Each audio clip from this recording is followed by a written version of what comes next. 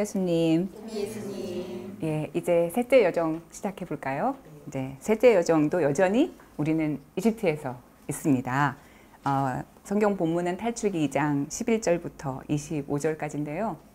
이 시기는 실패와 침묵과 기다림의 시간입니다. 우리한테 좀 익숙한 시간이기도 하죠, 그죠? 그래서 모세의 이제 성년기를 우리가 보게 될 거예요. 모세는 파라오의 딸의 그 집안에서 자라게 되는 거잖아요. 그래서 파라오의 궁정에서 자라서 성년에 이제 이르게 됩니다. 근데 그 다음에 이어지는 이야기는 그 모세가 이집트인들의 폭력에 시달리는 히브리인 동료들을 보고 난 다음에 어떤 반응을 보였는가 하는 얘기가 나오고, 그 다음에 그 결과가 이제 어떻게 되었는가, 그리고 마지막으로 이어서 고통받는 이스라엘 백성들의 상황이 다시 한번 언급이 됩니다. 그래서 그 내용을 좀 살펴보면 제가 제목을 뭐라고 붙였냐면 폭력에서 폭력으로. 그래서 동료 유다인들이 강제 노동을 당하고 있는 사실을 보고 또 이집트인들의 십장의 행포를 본 모세가 한 일은 폭력을 폭력으로 응징하는 거였죠. 그래서 이집트인 십장을 죽이고 이제 모래에 묻어버리는 거잖아요. 그 다음날 다시 나갔을 때 이번에는 히브리인 동료 둘이 싸우는 것을 보고 왜 히브리인들끼리 싸우냐고 모세가 말하자 이제 그 중에 하나가 말하잖아요. 어제는 이집트인 십장을 죽이더니 오늘은 우리를 죽이려고 하느냐. 그래서 이집트인 십장을 죽인 사실이 발각된 것을 알고 파라오가 자기를 죽일까 봐 두려워서 이제 모세는 미디안으로 달아나게 되는 거죠. 다시 말하면 모세가 이스라엘 백성들의 상황을 해결하기 위해서 폭력에 의존했지만 폭력은 결국 실패를 낳게 되고 이제 미디안으로 도망가는 상황이 되는 거죠. 그때 모세가 미디안으로 도망간 나이가 몇 살이었는지는 구약 성경에는 나오지 않아요. 근데 사도행전에 보면 그때 모세의 나이가 40세라고 나와요. 그러니까 모세의 인생은 그러니까 태어나서 지금 40세. 그 다음에 미디안에 가서 40년을 살아요. 80세에 돌아오잖아요. 근데 모세가 120세에 죽거든요.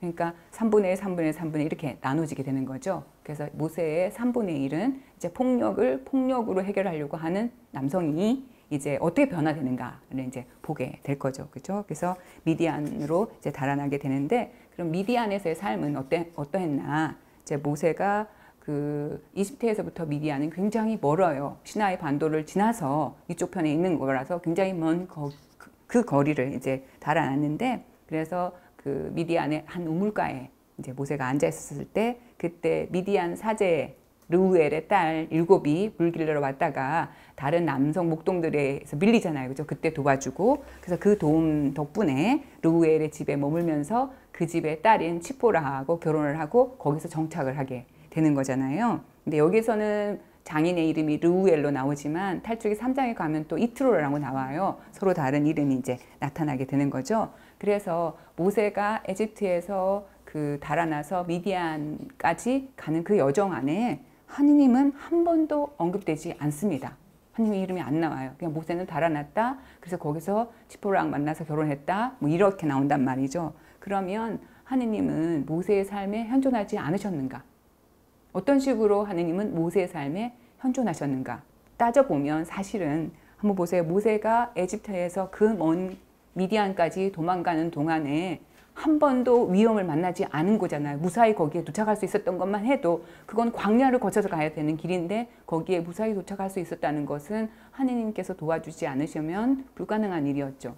또 미디안에 도착했는데 하필이면 친절한 사람을 만나서 거기에서 결혼하고 정착할 수 있게 된 것도 어쩌다가 된 일이라고 말할 수 있지만 하느님께서 도와주시지 않으셨으면 그럴 수가 없는 거죠. 그래서 눈에 보이게 하느님께서 그 무슨 현란한 모습으로 나타나신 건 아니지만 그래도 모세의 삶 안에 함께 하시면서 모세를 이끌어 주셨다는 것을 이제 알 수가 있는 거잖아요. 그걸 이제 우리 삶에 한번 대비를 해보면 우리 삶 안에 하느님께서 뚜렷한 모습으로 나한테 나타나셔서 눈에 확연히 드러나는 선물이나 도움을 주신 적이 있습니까? 있을 수 있죠. 그죠? 그러나 그거는 자주는 아니죠. 어쩌다가 인생에 손가락 꼽을 수 있게 하느님이 그렇게 나타나시죠.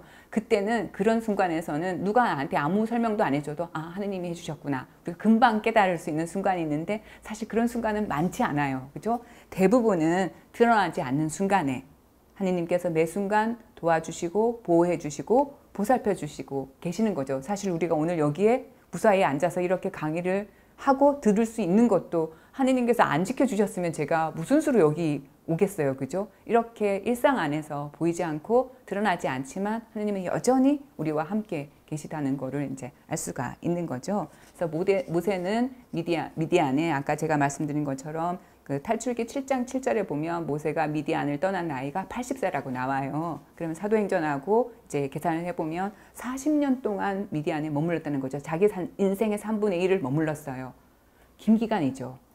그 40년 동안 모세는 아마 잊고 싶었을 것 같아요. 자기의 과거를. 살인죄를 졌죠. 그 다음에 그 고통받는 내 동포를 위해서는 아무것도 해줄 수 없으니까 차라리 잊으면서 사는 거가 더 편안했을 것 같아요. 그래서 모세는 그 과거를 잊고 그래서 그들을 기억하지 않았을지도 모르는데 모세는 기억하지 않았을지 몰라도 그 40년 동안 하느님은 이스라엘 백성이 고통받고 있는 것을 잊지 않으셨죠. 그래서 하느님은 나름대로 이 모세를 통해서 이스라엘 백성을 구원하실 계획을 40년을 품고 기다리신 거죠.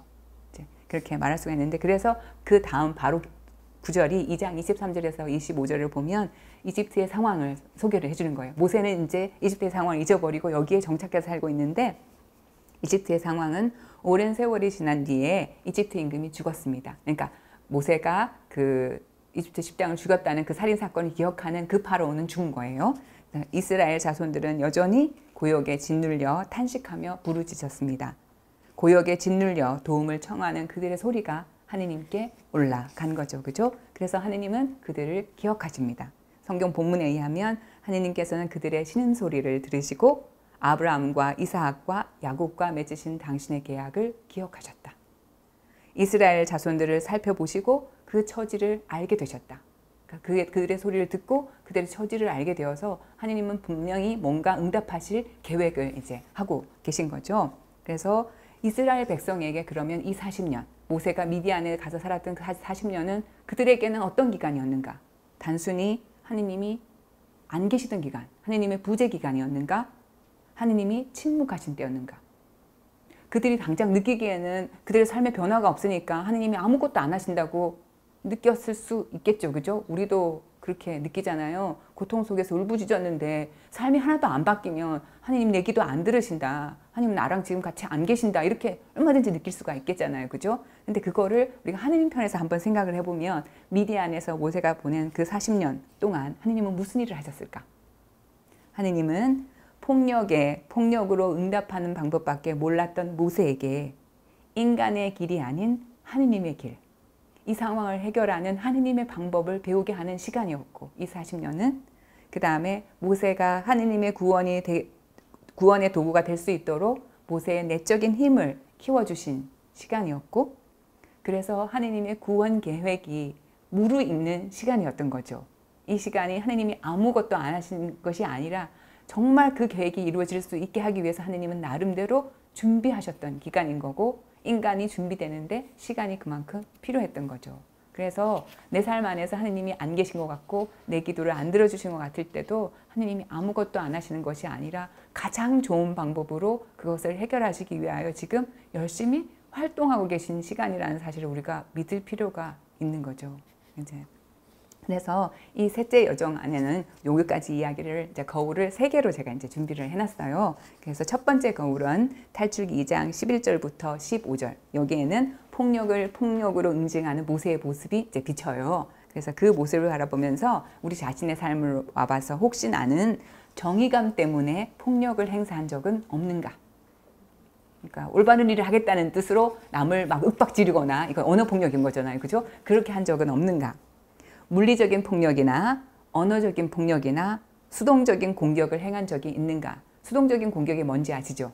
상대방이 나한테 기분 나쁘게 했을 때 내가 그거를 왜 나한테 이렇게 하느냐 그런 게 바로 말하지도 않고 내가 의도적으로 시선을 피하거나 무시하거나 회피하거나 이런 거가 수동적인 공격인 거죠. 그것도 공격이에요. 그죠?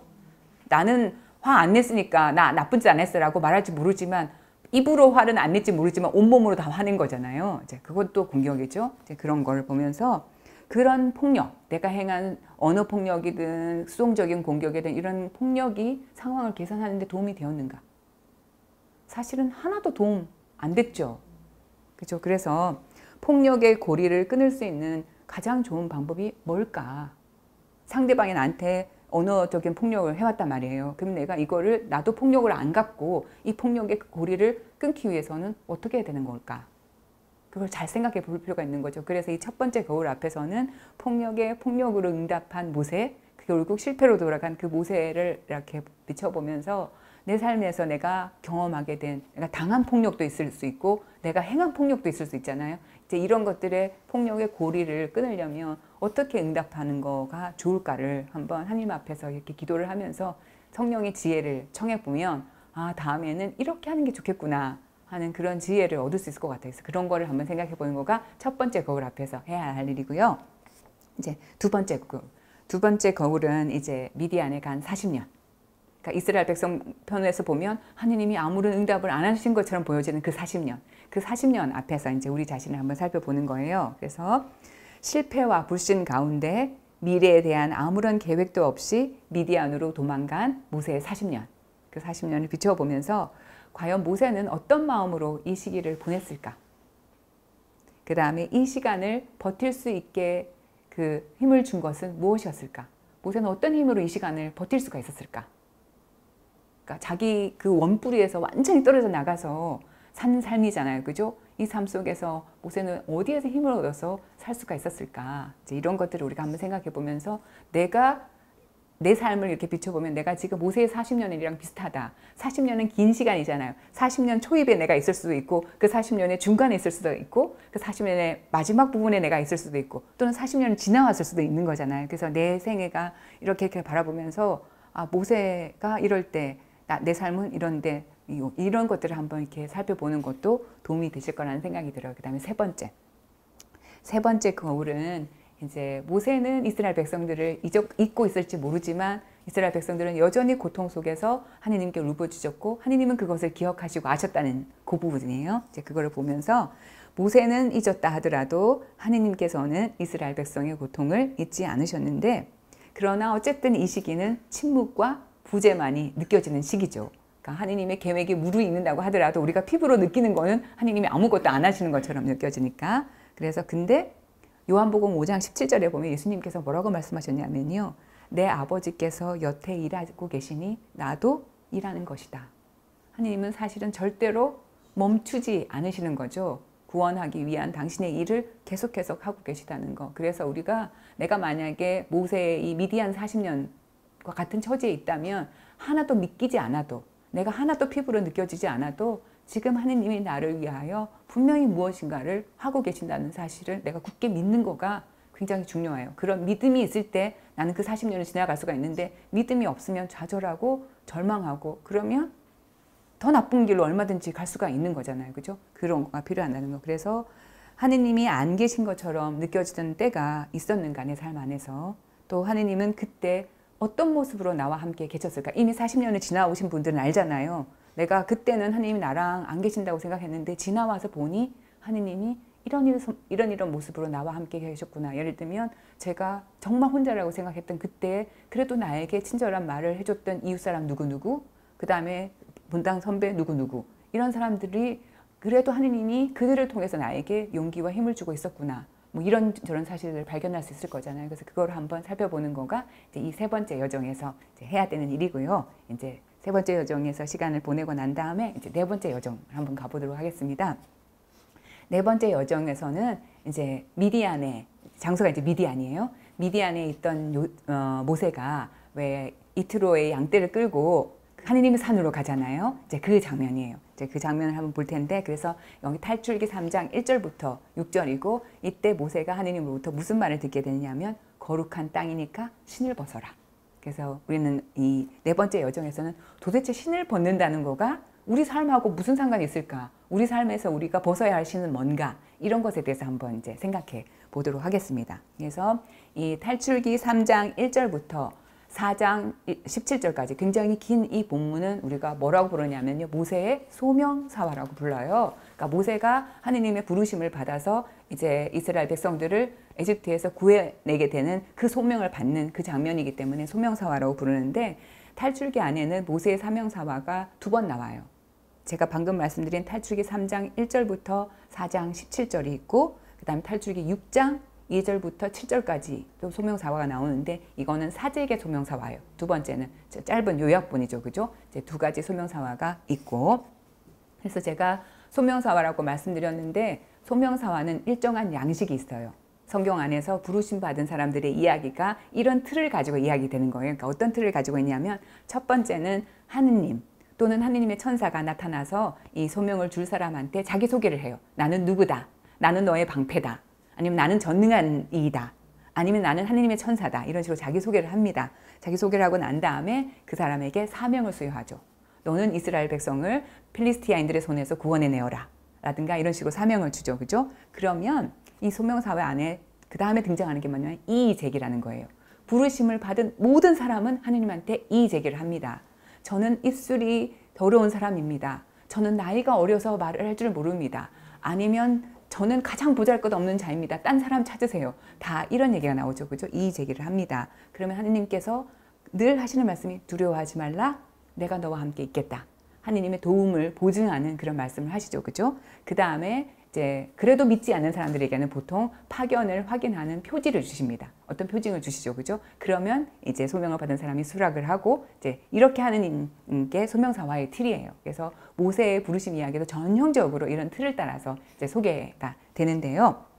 그래서 모세의 소명사화는 이제 제가 세 여정에 걸쳐서 나눠서 살펴볼 거예요. 그래서 우리가 네 번째 여정에서 살펴볼 것은 3장 1절부터 6절 불타는 떨기나무 아래에서 있었던 일, 그거를 네 번째 여정에서 살펴볼 거고, 그 다음에 하느님께서 모세에게 구체적인 사명을 주시는 7장 7절부터 22절까지는 다섯 번째 여정에서 살펴볼 거고, 그 다음에 모세는 다른 어떤 이들보다 더 많이 이의제기를 하거든요. 5번이나 이의제기를 해요. 그래서 모세가 5번이나 이의제기를 하고 마침내 파견되는 그 부분 4장 1절부터 17절은 여섯 번째 여정에서 이제 살펴보고자 합니다. 그래서 이제 하느님의 산 호렙으로 모세가 양떼를 끌고 갔잖아요. 그죠? 근데 여기서 호렙이라는 말은 사실은 광야를 의미해요. 그래서 호렙산이라는 말은 그냥 광야에 있는 불특정한 어떤 산을 의미하는 거죠. 그래서 아마도 미디안족의 성소가 있는 곳이 아니었을까 이렇게 추측을 합니다.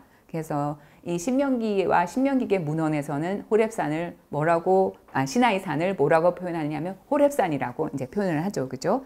근데 시나이산의 위치를 두고서는 학자들 간에 두 가지 의견이 있어요. 예를 들면 모세가 미디안에서 장인의 양떼를 끌고 이제 호렙산으로 갔다 그랬잖아요. 근데 만약 그 호렙산이 우리가 알고 있는 것처럼 시나이 반도에 있는 거기라면 양떼를 끌고 너무 멀리 간 거예요. 이거는 상식적으로 있을 수가 없는 일인 거잖아요. 그래서 학자들이 아마도 모세가 갔던 산은 우리가 아는 예벨무사, 그 시나이 반도에 있는 그 산이 아니라 미디안 쪽에 있는 어떤 산이었을 거다. 거기를 시나이 산으로 보는 그 학설이 하나 있고요. 그 다음에 이집트의 출애굽 여정을 생각해보면 시나이산은 시나이 반도에 있는 우리가 아는 거기에 있어야지 되는 거잖아요. 그죠? 그래서 시나이산이라고 하는 건 후보지가 두 군데예요. 아직까지 결론은 안 났어요. 그래서 여기일 수도 있고 저기일 수도 있고 이제 그런 상황인 거죠. 그래서 어쨌든 모세는 양떼를 끌고 이제 그 시나이산, 호렙산으로 갔어요.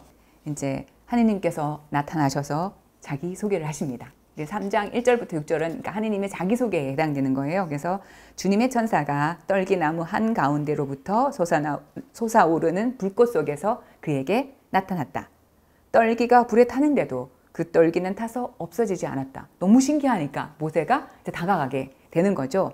모세가 가까이 다가가자 하느님께서 그를 부르시면서 이렇게 말씀하시는 거예요. 이리 가까이 오지 마라. 내가 서 있는 곳은 거룩한 땅이니 내 발에서 신을 벗어라.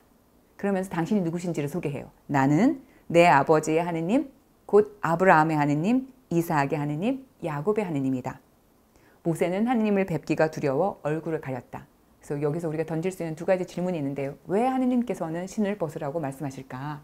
두 번째는 당신을 소개하실 때 왜 굳이 모세한테 내 아버지의 하느님, 아브라함의 하느님, 이삭의 하느님, 야곱의 하느님이다 라고 당신을 소개하실까? 모세는 어쩌면 자기 조상들을 잊고 싶었을지도 모르죠. 근데 굳이 그걸 상기시켜가면서 내가 그런 하나님이라고 이제 소개하는 이유를 우리가 한번 살펴볼 필요가 있어요. 첫 번째는 이제 신을 벗어라. 신을 벗어라라는 얘기를 들은 인물이 성경 안에 두 사람이 있어요. 여기 첫 번째로 모세가 신 벗어라는 얘기 들었죠. 또 신 벗어라는 얘기를 들은 사람이 여호수아예요. 여호수아도 이제 여호수아기 5장 15절에 보면 여호수아도 그 말을 듣거든요. 그래서 여기 신발에 묻은 먼지, 이게 의미하는 게 뭐냐면요. 하느님의 거룩함과 어울릴 수 없는 온갖 부정과 불결함을 상징하는 거예요. 그래서 하느님하고 더욱 친밀한 관계를 맺기 위해서는 그런 것들을 이제 벗어버려야지 되는 거죠. 그래서 근데 우리가 여기서 주의 깊게 봐야 되는 거가 모세가 하느님을 처음 만났을 때 신발 신고 있었죠. 그러니까 모세가 티 없이 깨끗하기 때문에 하느님께서 모세에게 나타난 게 아니에요. 신발을 신고 있을 때 나타났다는 거죠. 근데 하느님을 일단 만나고 나면 하느님께 더 가까이 가기 위해서는 신발을 벗어야 되는 거죠. 하느님하고 안 어울리는 것들을 우리는 벗어버려야 된다는 얘기가 이제 되는 거예요. 그래서 이제 그 다음에 하느님께서 당신을 소개할 때 내 조상들의 하느님이다 라고 소개한 것은 달리 말해서 하느님께서 모세는 잊고 싶었던 모세 자신의 정체성을 일깨워주는 말이에요. 너는 누구한테 속한지 아느냐. 그래서 이렇게 우리가 하느님을 마주하게 되면요. 내가 진짜 누구인지 내 모습도 드러나게 돼요. 하느님은 정말 투명한 거울이어서 그래서 우리가 소유한 것 또는 이런 것들로 규정될 수 없는 나. 그 참모습이 이제 드러나게 되는 거죠. 그래서 하느님이 보시는 것처럼 우리가 우리 자신을 볼 필요가 있는 거예요. 그래서 네 번째 여정의 거울에서는 이제 그거를 중심으로 한번 살펴보도록 하겠습니다. 그래서 내가 지금 하느님을 대면하기 위해서 벗어버려야 할 신은 뭔가? 그리고 주님은 어떻게 나를 바라보시는가? 하느님이 지어내신 본래의 내 모습은 어떤 모습일까? 하느님은 그걸 볼 텐데 그 다음에 그래서 주님의 거울에 내 모습을 비춰보고 거기에 드러나는 내 모습을 나도 한번 감탄하고 그 다음에 감상해 보는 거 그런 시간이 필요하죠. 사실은 우리 삶에서 우리 자신을 가장 소외시키는 거가 누군지 아세요? 자기 자신이에요. 자기 자신이 자기를 제일 안 봐주고 안 참아주고 그런 거잖아요. 그죠? 그래서 이 거울 앞에서는 내 모습을 한번 감탄해보고 감상해보는 거. 아, 하느님이 이렇게 좋게 지어주셨구나. 이런 모습이구나. 내 원래 모습이 이런 거를 바라보는 시간을 가졌으면 좋겠는데요. 이 장면과 관련돼서 엘리자베스 브라우닝이라는 분이 쓴 시가 있는데요. 굉장히 아름다운 시예요. 근데 전곡을 찌르는 시이기도 해요. 아주 짧은데 그거를 제가 여러분들한테 읽어드리고자 합니다. 제가 번역한 거예요. 땅은 하늘로 꽉 차 있고 모든 떨기나무는 하느님으로 불타고 있다. 그러나 오직 볼 수 있는 자만이 신을 벗나니 나머지는 주변에 앉아서 산딸기만 딴다. 그래서 우리도 기꺼이 하느님 앞에서 신을 벗고 그분의 현존을 맞이할 수 있는 우리가 되었으면 좋겠습니다. 수고하셨습니다. 하느님이 함께 계신다는 것은 뭘까? 하느님이 함께 계실 때 우리 삶에서 나타나는 효과는 뭘까? 그러니까 하느님의 부르심을 받은 사람들이 하느님이 주시는 사명이 내 힘으로는 도저히 이룰 수 없는 것이라는 자각에서 온 이의제기예요.